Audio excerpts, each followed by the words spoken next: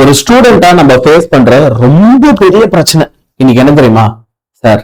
டெய்லியுமே நான் நல்லா கஷ்டப்பட்டு படிக்கிறேன், படிச்சதை எழுதியும் பாக்குறேன், ஆனா அது மறந்து போகுது. அதனால நான் இப்போ என்ன பண்ண வேண்டியிருக்குன்னா திரும்ப படிக்க வேண்டியிருக்கு. இப்போ ஒரு எக்ஸாம்பிள் எடுத்துக்கிட்டோம்னா, நம்ம எல்லாருமே நம்ம என்ன சப்ஜெக்ட் வேணா எடுத்துக்கலாம். எல்லா சப்ஜெக்ட்லயும் இருக்கிறதுல நல்ல ஸ்ட்ராங்கான சாப்டர் எது, எந்த சாப்டர் உனக்கு நல்லா தெரியும் அப்படின்னா ஃபர்ஸ்ட் சாப்டர் தான் சொல்லுவோம். இருந்தாலும் என்ன எக்ஸாம் அப்படின்னாலும் முதல்ல அந்த ஃபர்ஸ்ட் சாப்டர் தான் எடுத்து வச்சு படிப்போம், நம்ம ஏற்கனவே ஸ்ட்ராங்கா இருந்தாலும். ஏன்னா எத்தனை வாட்டி படிச்சாலும் அது மறந்து மறந்து போகும். எத்தனை எக்ஸாம்ஸ் ஏற்கனவே படிச்ச கொஸ்டினை திரும்ப திரும்ப படிக்கிறதுனால மட்டுமே ரிவைஸ் பண்ண டைம் இல்லாம போயிருக்கு, உங்களால படிக்க முடியாம போயிருக்கு. இன்னும் எத்தனை நாள் நீங்க இந்த பிரச்சனையில இருந்து வெளியே வராம இப்படியே இதே பிரச்சனையில தத்தளிச்சுட்டே இருக்க போறீங்க? ஒரு விஷயம் தெரிஞ்சுக்கோ, நம்ம பிரெயின் இருக்குல்ல, அதோட மெமரி சிஸ்டம் இருக்கு பாரு, அது long term memory, short term மெமரின்னு சொல்லி அதோட மெமரி சிஸ்டம் ரெண்டா பிரிக்கலாம்.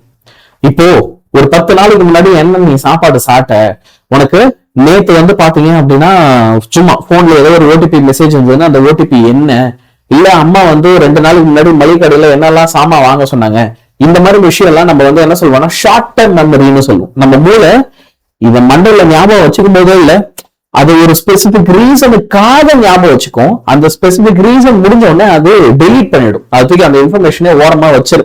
ஓகே, அது உன்னால ரீகால் பண்ணவே முடியாது. அதுக்குன்னு ஒரு பர்பஸ் இருக்கும், அந்த பர்பஸ் முடிஞ்சுட்டா அவ்வளவுதான், அதுக்கு மேல நீ அதை ஞாபகம் வச்சிருக்க மாட்டேன். யோசிச்சு வரும், நீ இது வரைக்கும் பார்த்த ஓடிபி எல்லாமே உனக்கு ஞாபகம் இருக்கா? இல்ல. இது வரைக்கும் ஒவ்வொரு வாட்டியும் மளிகை கடையில போய் என்னென்னலாம் அம்மா வாங்க சொன்னாங்க கடைசி 2 வருஷத்துல இருந்து எடுத்து எழுத முடியுமா உன்னால? முடியாது இல்லையா? இதெல்லாம் நம்ம ஷார்ட் டர்ம் மெமரி அப்படின்னு சொல்லுவோம். இதே லாங் டர்ம் மெமரின்னு ஒண்ணு இருக்கு நம்ம பிரெயின்ல. ஓகே, அது என்னன்னா இந்த ஏடிஎம் பின் இருக்கு, ஒரு போன் நம்பர் இருக்கு, இதெல்லாம் நம்ம பிரெயின் எப்பயுமே ஞாபகம் வச்சுக்கும். It will always remember. 10 வருஷம் கழிச்சு கேட்டாலும் கரெக்டா நம்ம பிரெயினால என்ன பண்ண முடியாது, சொல்ல முடியும். ஏன்னா இதெல்லாம் எப்பயுமே தேவைப்படும், ஏதோ டெம்பரரியா இல்ல, இதெல்லாம் நம்ம லைஃப்ல எப்பயுமே தேவைப்படும் அப்படின்னு சொல்லி ஈஸிலி ஆக்சசபிள் பிளேசஸ்ல ஸ்டோர் பண்ணி வைக்கும். இதெல்லாம் ஆன்சர் ஏன் சொல்லிட்டு இருக்கீங்க? இது சயின்ஸ். சயின்ஸ்ன்றது என்ன? உண்மை இல்லையா? அப்ப இந்த சயின்ஸை பேஸ் பண்ணி சயின்டிபிக் மெத்தட்ஸை ஃபாலோ பண்ணி நீ படிச்சீனா நீ படிக்கிறது உனக்கு மறக்காது.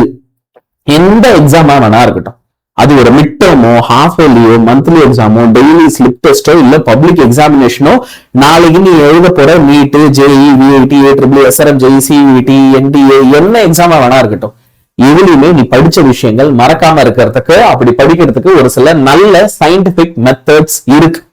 அப்ப நீ என்ன புரிஞ்சுக்கணும் அப்படின்னா, நீ ஹார்ட் ஒர்க் பண்ணு, அது நல்லதுதான். ஆனா உங்களுடைய ஹார்ட் ஒர்க்கை பிளைண்டா போடாத.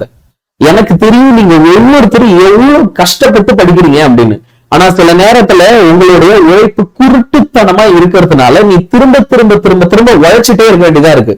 நீ அவ்வளவு ஹார்ட் ஒர்க் பண்ணி நீ ஹார்ட் ஒர்க்கே பண்ணலன்னு ஒருத்தர் உன்னை சொல்றாங்க, ஏன்னா நீ மார்க் எடுக்கல அப்படின்றதுனால. உனக்கு எப்படி இருக்குன்னு தெரியலப்பா, எனக்கு அது ரொம்ப கஷ்டமா இருக்கு. எத்தனை நாள் தான் இன்னும் அதே பேரை வாங்கிட்டு உட்கார்ந்து போற? நீ எவ்வளவு கஷ்டப்படுற? எல்லாரும் என்ன சொல்றாங்க? நீ கஷ்டப்படுறது அங்கீகரிக்கிறாங்களா? 5 நிமிஷம் சும்மா ரொம்ப போதும்ல, எவ்வளவு கம்ப்ளைண்ட் வருது நம்ம மேல? 10 மணி நேரம் உழைச்சது தெரியாது. அப்ப நான் சொல்ற விஷயங்களை நல்லா கேளு. நீ இந்த வீடியோவை முடிக்கிற இந்த தருணத்துல இருந்து ஒரு ஹெல்த்தியான ரொட்டீனை ஃபாலோ பண்ணணும். அந்த ஹெல்த்தியான ரொட்டீன் நம்ம என்ன சொல்லுவோம் அப்படின்னா ரீட், ரீகால், ரிவைஸ்.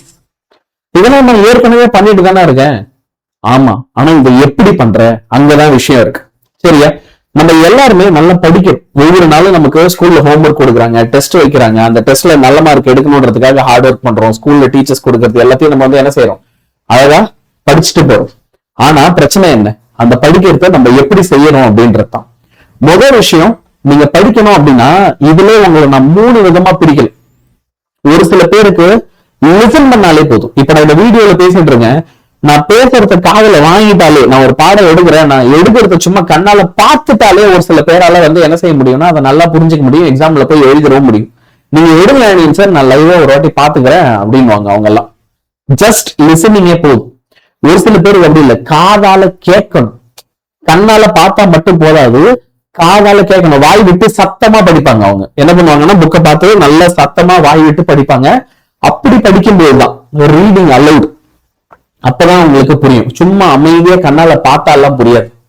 நம்ம ஸ்கூல்ல பாக்குறோம்ல, there are all types of students தானே. ஒருத்தர் என்ன செய்வாங்க, புக் இப்படி வச்சுக்கிட்டு இப்படி கண்ணால பாத்துக்கிட்டே தான் இருப்பாங்க, வாய் அசையவே அசையாது, ஆனா மண்டையில ஏறிடும்.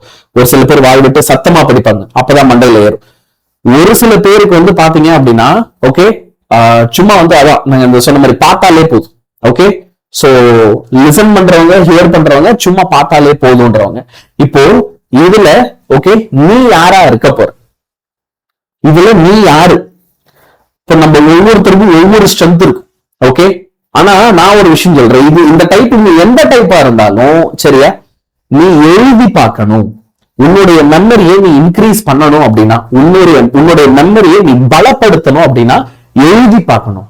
டைம் இல்லையா சார்? புதுசா ஸ்கூல்ல வேற ரூல்ஸ் போட்டிருக்காங்க, ஒரு நாளைக்கு minimum 2 hours of writing work மட்டுமே தராங்க. இது இல்லாம டெஸ்ட், இது இல்லாம ஹாஃப் இயர்லி, இது இல்லாம குவார்டர்லி, செகண்ட் மிட்டம், இதுல எதுலையாவது ஒழுங்கா படிக்கலன்னா ரிட்டென்ஷன் முடிச்சுட்டு வந்து திரும்ப அந்த 2 hour ஹோம்ஒர்க்.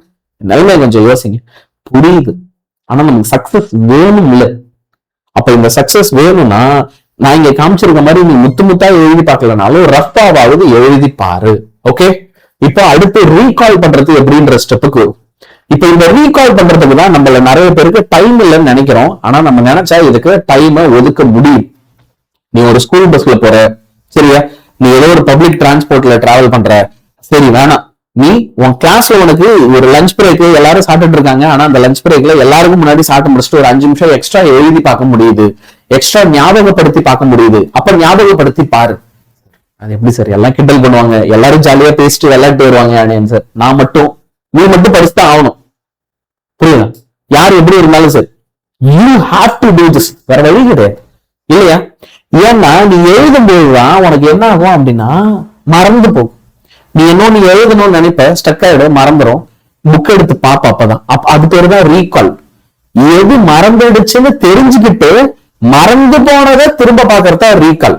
எழுதியே பார்க்காம திரும்ப திரும்ப ஒரு கொஸ்டின் பார்த்துட்டே இருக்கிறது ரீகால் இல்ல. நிறைய நேரத்துல உனக்கு என்ன ஆகுது, எக்ஸாம்ல போய் ஒரு கொஸ்டின் எழுதும் போது ஸ்டார்டிங் ட்ரபிள் சார். ஒரு வார்த்தை ஞாபகம் வந்தா எல்லாமே எழுதுவேன் சார்.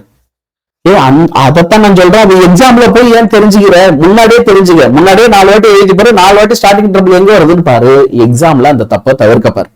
எப்பெல்லாம் இந்த மாதிரி எழுதி பார்க்கும்போது உனக்கு மறந்து போதோ அப்பெல்லாம் புக்கை எடுத்து சும்மா ஒரே ஒரு வாட்டி ஒரு கிளான்ஸ் பார்த்துட்டு திரும்ப எழுத ஆரம்பிச்சிடணும். சரியா? இந்த மாதிரி ரீகால் பண்ண கத்துக்கணும். கடைசியா ரிவைஸ் பண்ண கத்துக்கணும். ரிவைஸ்னா என்ன சார்? முடிஞ்ச அளவுக்கு நீ இப்ப எழுதி வச்சல்ல, எழுதி பார்த்தாதானே அது இருக்கும் இல்லையா? நீ என்ன நல்லா எழுதி வச்சு ஒரு நோட் புக் போட்டு எழுது. எக்ஸாம் டைம்ல அதை எடுத்து பாரு. கைடே எடுக்காத, புக்கே எடுக்காத, நீ ரஃபா நோட்ஸ் எடுத்தல அந்த நோட்ஸ் எடு. சரியா?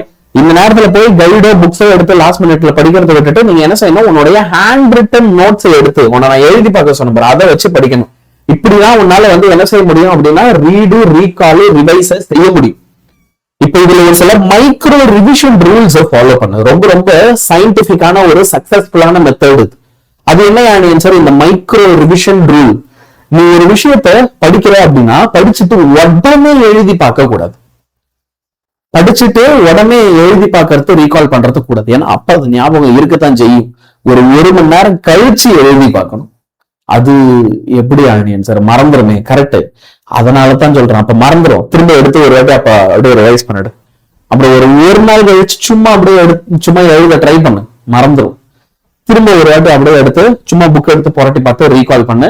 1 வாரம் கழிச்சு இதை செய். நீ எது படிக்கிறனாலும் இந்த மாதிரி 3 times ரிப்பீட் பண்ணு. 1 மணி நேரம் கழிச்சு எழுதி பார்த்திருக்கணும், 1 day கழிச்சு எழுதி பார்த்திருக்கணும், 1 week கழிச்சு எழுதி பார்த்திருக்கணும். இதை ஒரு செக்லிஸ்ட் மாதிரி போட்டு நீ என்ன செய்யணும்னா மெயின்டைன் பண்ணிட்டே வரணும். சரியா? இது இல்லாம ஒரு சில எக்ஸ்ட்ரா ஸ்ட்ராட்டஜிஸ். இப்ப நான் ஒரு எக்ஸாமுக்கு போறேன். சரியா?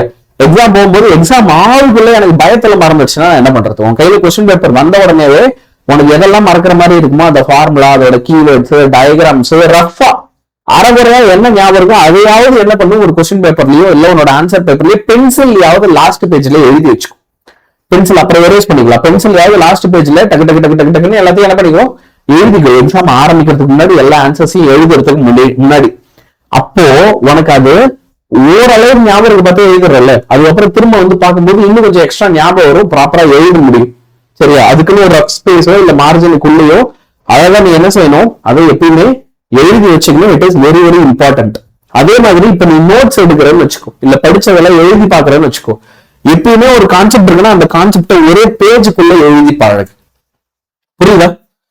ஒரே பேஜ்ல எழுதி பழகு, அதுக்குள்ள ஷார்ட்டா நெருக்கி எழுது. சும்மா டக்கு டக்கு டக்குன்னு அந்த பேஜை பார்த்தாலே எல்லாம் உனக்கு ரீகால் ஆகிற மாதிரி formula, diagram, keyword, definition, steps எல்லாமே போட்டு அழகா நெருக்கி நீ என்ன செய்யலாம், ஒரு டாபிக்னா அதை ஒரு பேஜ்ல கவர் பண்ண பார்க்கலாம்.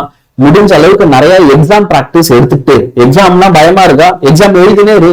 நீயாவே சொந்தமா அப்பா அம்மா கிட்டயோ இப்போ இல்ல அக்கா கிட்டயோ அண்ணா கிட்டயோ தங்கச்சி கிட்டயோ தம்பி கிட்டயோ யாருக்கிட்டயோ ஒரு கொஸ்டின் பேப்பர் கொடுத்துட்டு, டைமரை கொடுத்துட்டு, இந்த கொஸ்டின் பேப்பர் வச்சு நான் டெஸ்ட் எழுத போறேன் 3 மணி நேரம், நான் கரெக்டா இது கொஞ்சம் என்ன பாத்துக்க அப்படின்ட்டு உட்காந்து நீ வீட்டுல அந்த எக்ஸாம் பிராக்டிஸை எடு. அப்படி எடுத்தாதான் உன்னால என்ன செய்ய முடியும் அப்படின்னா இதை ப்ராப்பரா அச்சீவ் பண்ண முடியும். ஓகே, சோ நீ ஜெயிக்கிறதுக்கான ரகசியம் என்னதப்போ? ரீடு, ரீகால், ரிவைஸ், ரிப்பீட் தான். இது அப்படியே ஒரு பேட்டர்ன் மாதிரி செஞ்சுக்கிட்டே இருக்கணும். அது ஒரு கமெண்டாவும் போடும். யார் யாரெல்லாம் இதை செய்ய போறியோ, ஃபாலோ பண்ண போறியோ, ரீடு, ரீகால், ரிவைஸ், ரிப்பீட் அப்படின்னு சொல்லி every single one of you எனக்கு இதுல கமெண்ட் பண்ணுங்க.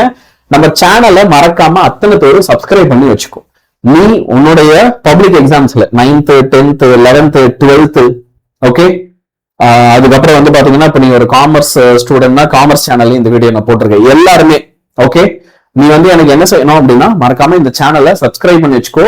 இந்த சேனல்ல உங்களுக்கு ஃப்ரீயா நாங்க லைவ் கிளாஸஸ் டீச் பண்ணுவோம். ஃபுல் சிலபஸ் கம்ப்ளீட் பண்ணி தருவோம். சரியா? ஃபுல் சிலபஸும் உங்களுக்கு யூடியூப்ல புக் பேக் கொஸ்டின்ஸ் எல்லாமே, புக் பேக் எல்லாமே எடுத்து தருவோம். நிறைய குவிஸ் காம்படிஷன்லாம் நடத்துவோம். புக் பேக் 1 மார்க்கும் உனக்கு செம யூஸ்ஃபுல்லா இருக்கும். இதுல எல்லாம் நல்ல மார்க் ஸ்கோர் பண்றோம்னா உங்களுக்கு நாங்க ஸ்காலர்ஷிப்ஸ் ப்ரொவைட் பண்றோம். எக்ஸாம் டைம்ல மேரத்தான் செஷன்ஸ் கண்டக்ட் பண்ணி தரோம். அதே மாதிரி நிறைய ஃப்ரீ பிடிஎஃப், ஸ்டடி மெட்டீரியல்ஸ் எல்லாமே எப்பயுமே உங்களுக்கு ரெகுலரா ப்ரொவைட் பண்ணிட்டே இருப்போம். இதெல்லாம் உனக்கு இன்னும் பக்காவா வேணும் சார், நான் ஒரு ஆம்பிஷியஸான ஸ்டூடெண்ட், என்னோட பப்ளிக் எக்ஸாம்ஸ்ல நான் நல்ல மார்க் எடுக்கணும்னா 9th, 10th, 11th, 12th எல்லா பசங்களுக்குமே நாங்க என்ன செய்யறோம் அப்படின்னா ஒரு வருஷத்துக்கு 2000 rupeesல ரஃபா ஒரு வருஷத்துக்கு 2000 rupeesல நாங்க ஆன்லைன்ல டியூஷன் எடுத்துட்டு இருக்கோம்.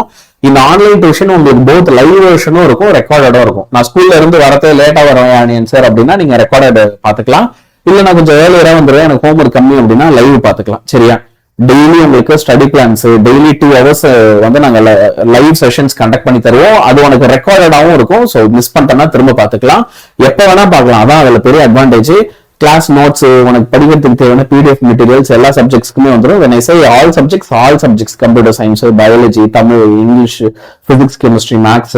இந்த பக்கம் 10th வந்தீங்கன்னா social, science, maths, English, Tamil எல்லாமே ஆல் சப்ஜெக்ட்ஸ். சரியா? ப்ராப்ளம்ஸ் ரிவைஸ் பண்ணி தருவோம். Book back plus book inside questions revise பண்ணி தருவோம். கிரியேட்டிவ் 1 marks ரிவிஷன் பண்ணி தருவோம். இப்போ இந்த பேட்சஸ்ல நான் எப்படி சேர்றது, எனக்கு நல்ல மார்க் எடுக்கணும்னு ஆசையா இருக்கு அப்படின்னா டிஸ்கிரிப்ஷன்ல இதுக்கான லிங்க் கொடுத்துருக்கேன். இப்ப இந்த வீடியோ பார்த்துட்டு இருக்கல, வீடியோட டிஸ்கிரிப்ஷன்ல பேச்சுலர் சேர்றதுக்கான லிங்க் இருக்கு. நீ 12th அப்படின்னா 2299 ரூபா ஒரு வருஷத்துக்கு வரும். 11th, 12th ரெண்டுத்துக்குமே சேர்த்து இப்பவே 2 வருஷத்துக்கு அட்மிஷன் எடுக்கிறியா 2 yearsக்கு 299 வரும். 10th பாத்தீங்கன்னா 199, 9th 199, 9th plus 10th மொத்தமா 399 வச்சு சவுடே ரெண்டுத்தையும் ஆட் பண்ணிக்க, அவ்வளவுதான். Okay, so that's how the fees structure is. எங்க கூட சேர்ந்து படிச்ச எல்லா பசங்களும் சூப்பரா அச்சீவ் பண்ணிருக்கு. சொன்னா நம்ப மாட்டேன். ஓகே, எனக்கே கஷ்டமா தான் இருக்கு, ஆச்சரியமா இருக்கு நம்புறதுக்கு. we have 23 students placed in Guindy campus CSC. சரியா? அண்ட் அவங்களோட ஏற்கனவே அவங்க மார்க் எடுத்த உடனே வீட்டுக்கு போய் நம்ம ஒரு டாக்குமெண்ட்ரி எல்லாம் கிரியேட் பண்ணி அப்பா அம்மா அவங்க இதெல்லாம் போட்டிருப்போம். இப்ப காலேஜ்ல அவங்க சீட் அடிச்சதுக்கு அப்புறம் காலேஜுக்கே போய் நாங்க அந்த மாதிரி பண்ண போறோம், உங்களை எல்லாம் மோட்டிவேட் பண்றதுக்காக. So yes, join Themanal and get yourself placed in the best colleges of Tamil Nadu. சரியா? So yes, all the best, my dear boys and girls.